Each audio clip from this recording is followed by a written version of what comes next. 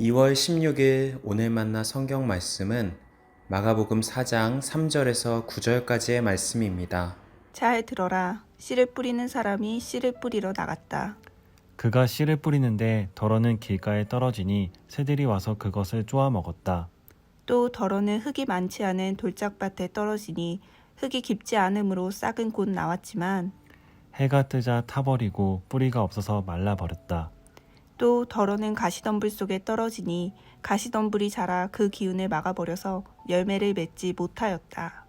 그런데 덜어는 좋은 땅에 떨어져서 싹이 나고 자라서 열매를 맺었다.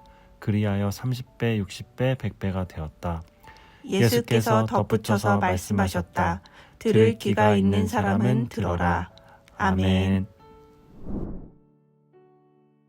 오늘 만나로 만나주시는 하나님을 기대합니다. 복음서를 보면 예수님은 여러 비유를 통해 하나님 나라의 비밀을 알려주십니다. 비유는 일종의 그림 언어입니다. 어떤 대상을 설명함에 있어서 단정적인 명제로 정의해버리는 순간 그 대상은 언어의 한계에 갇히게 됩니다. 그렇게 예수님은 하나님 나라의 독특한 맛을 효과적으로 설명하기 위해서 비유라는 그림을 그려주십니다. 그 그림 안에서 자유롭게 사고하고 해석하며 하나님 나라의 넓고 깊은 진수를 배워나가게 하기 위함이셨지요. 오늘의 본문은 그런 하나님 나라 비유 중에 비교적 잘 알려진 씨 뿌리는 사람의 비유입니다.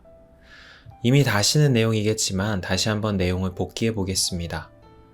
씨 뿌리는 자가 씨를 뿌렸는데 어떤 씨는 길가에 떨어져서 금세 새들이 와서 씨를 먹어버렸고 어떤 씨는 돌밭에 떨어져서 뿌리가 내리지 못해 말라버립니다. 또 어떤 씨는 가시밭에 떨어져서 가시들로 인해 막혀서 제대로 자라나지 못했지요.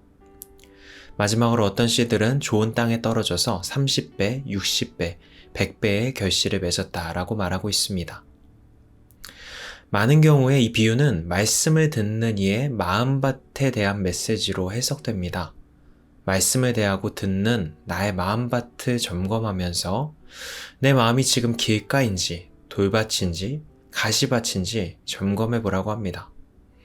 좋은 밭이지 못했던 나의 마음 상태를 확인했다면 좋은 땅이 되기 위해 은혜를 구해야 한다고 하지요.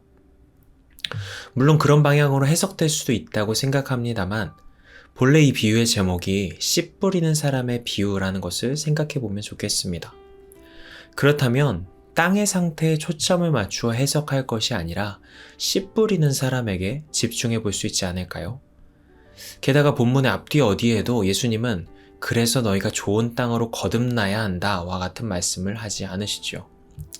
그렇기에 땅의 상태가 아닌 씨 뿌리는 사람의 마음을 중심으로 다시 비유의 내용을 생각해 보면 좋겠습니다. 열심히 씨를 뿌렸습니다. 씨를 뿌리는 사람의 입장에서 이 씨앗들이 대충 자라든 말든 상관없다는 마음으로 뿌리는 사람이 누가 있겠습니까? 최대한 많은 씨가 살아남아 좋은 열매 맺기를 바랄 것입니다. 최소한 절반이라도 살아남아서 열매 맺기를 바라지 않겠습니까?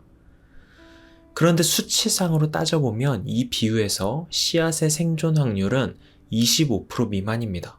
고작 4분의 1 이하의 확률이죠. 이 수치만으로 보면 사실 좌절스러운 수준입니다. 씨를 뿌리는 사람의 입장에서 자신이 하고 있는 일들이 매우 비효율적인 시간 낭비처럼 느껴질 수 있습니다. 어떤 의미도 발견하지 못하여 낙담하기 쉬운 비관적인 상황을 마주하고 있는 것입니다. 그러나 이 지점에서 반전이 시작됩니다. 하나님 나라는 여러모로 우리 생각과 예상을 철저히 깨뜨리는 반전의 나라이죠. 25%의 성공률, 분명히 수치만으로 보면 실패한 농사임이 자명한 상황입니다. 하지만 비유의 말미에서 그 상황은 반전됩니다. 좋은 땅에 뿌려진 씨, 고작 25% 미만의 성공률로 살아남은 그 씨앗이 맺은 열매가 30배, 60배, 100배의 결실을 맺어서 결국은 모든 땅을 뒤덮게 되는 것입니다. 예수님은 이 비유를 통해 무엇을 말씀하고 계시는 걸까요? 먼저는 우리의 신앙의 여정 속에서 눈으로 보이기에 낙담되고 절망적인 상황들이 있을 수 있다는 것입니다. 내가 최선을 다해 뿌리는 사랑의 씨앗이, 기도의 씨앗이 조금도 열매 맺지 못하는 것 같고 번번이 실패만 하는 것 같은 낙담의 연속 말입니다. 통계나 확률로 따져보면 누가 봐도 헛수고가 자명한 것처럼 보이는 순간들이 우리의 인생의 걸음 속에 분명히 있습니다. 하지만 예수님은 하나님의 나라는 결코 통계나 확률로 움직이지 않는다고 말씀하십니다. 인간의 계산과 기준을 뛰어넘어 결국은 자라난다고 말씀하십니다. 우리의 예상치에서는 분명 실패처럼 보이는 시절이 있겠지만 그럼에도 포기하지 않고 사랑의 씨를 뿌리다 보면 결국에는 이전의 낙담을 반전시키는 그 실패를 덮고도 남는 넉넉한 소망이 자라나게 될 것이라는 약속입니다. 그래서 저는 오늘의 본문이 나쁜 땅인 너희 마음을 돌이켜서 빨리 회개하라는 다그침으로 들리지 않습니다. 도리어 고된 시절을 살아가는 우리들을 향한 하나님의 위로와 격려처럼 들려집니다. 네가 지금 뿌리고 있는 사랑의 씨앗, 기도의 씨앗이 결코 헛되지 않을 것이라는 위로 말입니다. 그러니 결코 포기하지 말고 계속해서 비효율적으로 사랑을 나누고 시간 낭비처럼 보이는 섬김과 중보를 포기하지 말아달라는 주님의 간절한 격려 말입니다.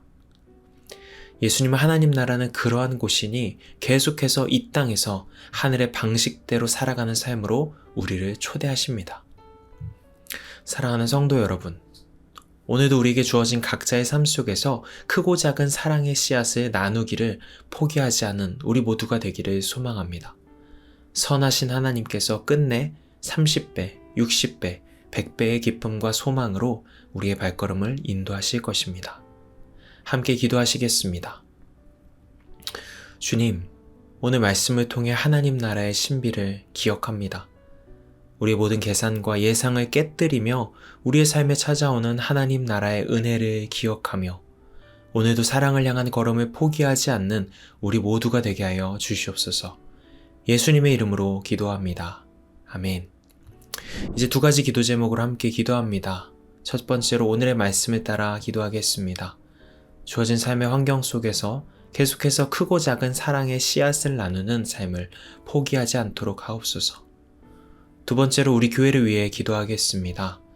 우리 교회가 어려운 환경과 상황 속에서도 결국은 넘치게 열매 맺게 하실 하나님을 소망하며 사랑과 선행의 씨앗을 계속해서 나누는 교회 되게 하옵소서. 이 제목으로 기도하신 후에 개인 기도로 나아가시겠습니다.